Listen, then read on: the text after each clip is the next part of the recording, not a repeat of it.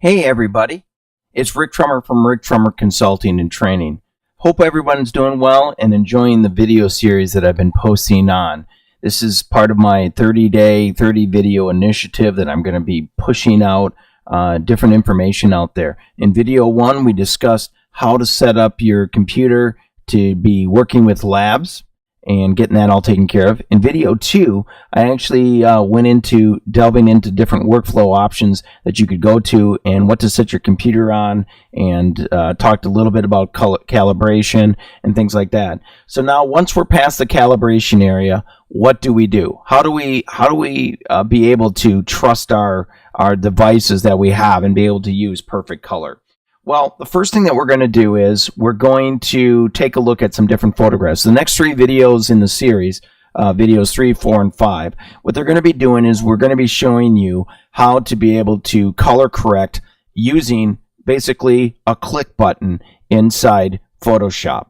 Now, in this particular image, you can see here I used an older Macbeth color card that I had. This is a mini card that I carried in my wallet for years. I was giving lectures, and in New York, I was talking to some X-ray guys and saying how great it would be if we had something like this in a protective case, programming to go along with it, and all of a sudden, the Color Checker Passport is out, which is an awesome device, trust me. And we're going to be taking you and showing you some different ways of using the Color Checker Passport. But in this example, what I've got is I've got an exposure here that I took, and I'm going to be doing some corrections with this image and then being able to drop those individual color corrections onto all of the other images that are in the series.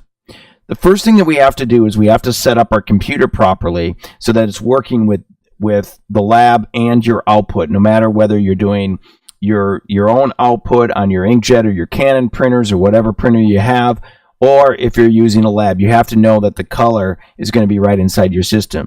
If you take a look at this image, this is the image that came straight out of the camera. This is set up. I set the camera to auto white balance, which is kind of a bad thing. I never do this, but I would absolutely stay away from auto white balance, although I think it does an okay job.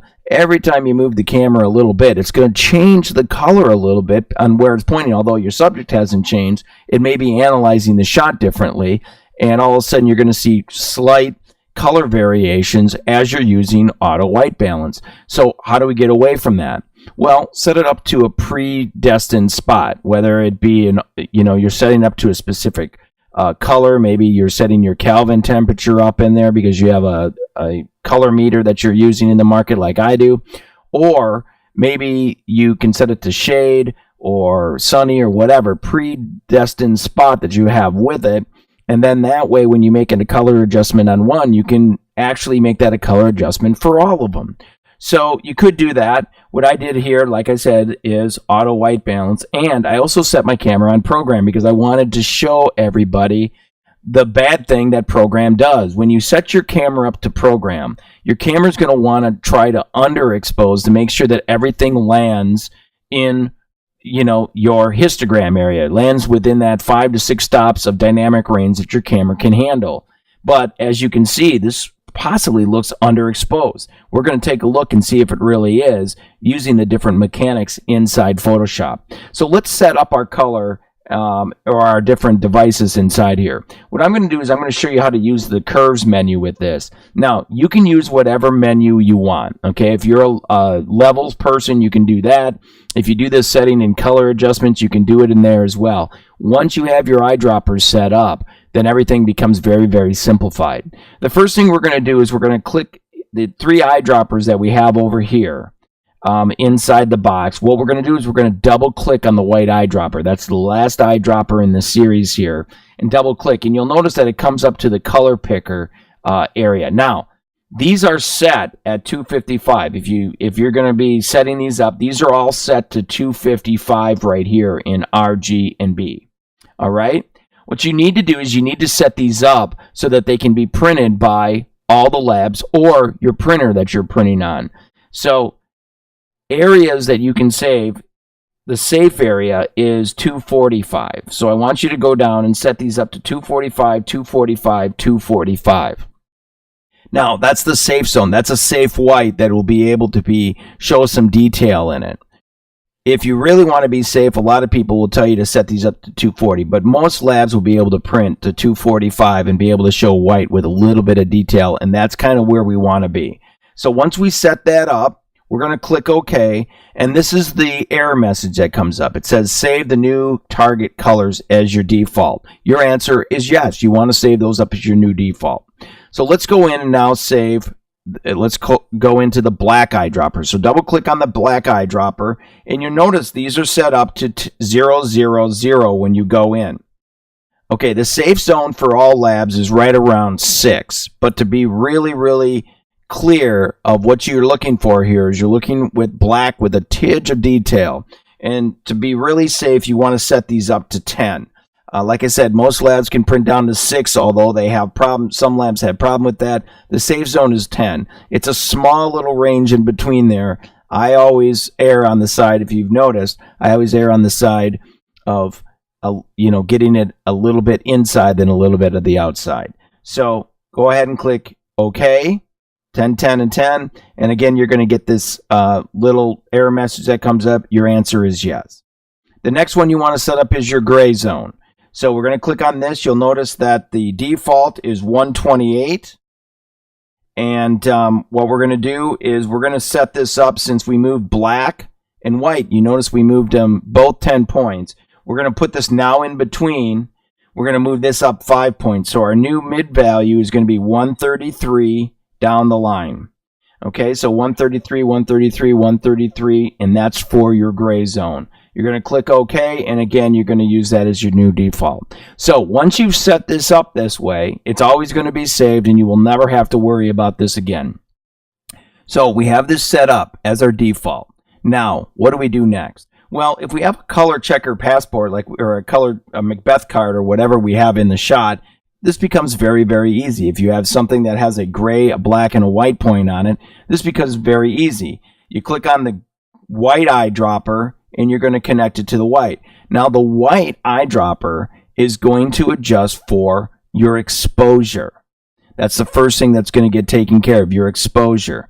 Your black eyedropper is going to take care of your gamma. That's the range of contrast. And your gray eyedropper is going to take care of color. So working all three of these in conjunction with each other, you should get, if you trust your monitor, if it's been properly calibrated and it's adjusted to the lab or your output device, you know that it's going to work. So let's go with our gray eyedropper first. We're going to click on one of these two middle points. You can see that I made an adjustment as far as color is concerned. Now I'm going to go in with my white, click on the white eyedropper. You notice that all of a sudden my exposure just beefed up a little bit. So the camera underexposed as I totally expected it to. And my black eyedropper, I'm going to click on the black point, and you'll notice that my range of contrast just changed. So all three of these are working in conjunction with each other. Folks, this will get you 90% color corrected. The last 10% is completely up to you to mess up. If you are somebody who likes stuff that's slightly on the warm side, then what you would do from here is probably go into maybe the blue channel and warm this image up a little bit. You may go in here and go, you know what, I want to warm it up just a little bit on this side, and you may go in there. That's completely your preference of where you want to go, but I want you to trust one thing. If your computer is set up properly and you're calibrated and the lab knows exactly what moves you're making, this is exactly the way it's going to look when it comes back from the lab. So when you make those slight adjustments, remember, whatever you do on your computer is going to change over there. So that last 10%, however you like it, whether you like the digital pink color, whether you like the warmer color, whatever you want to do, it's up to you to do from this point. You are calibrated, and you will get this to the lab. So this is the change. Here's before, here is after. Those quick little things just were done. Now, what do you do with the rest of the shots that were in this shot? Well, I've got a couple more images in here. So what I'm simply going to do is grab the curves adjustment layer and drop it onto each of those that were in that particular section. So this is how I'm going to drop it onto all of these images that were inside there. So it's a real quick way of doing it. In the videos that are going to be following, I'm going to show you how to do this without a color checker and to be able to go in and make those color adjustments without having any color checker in your shot at all.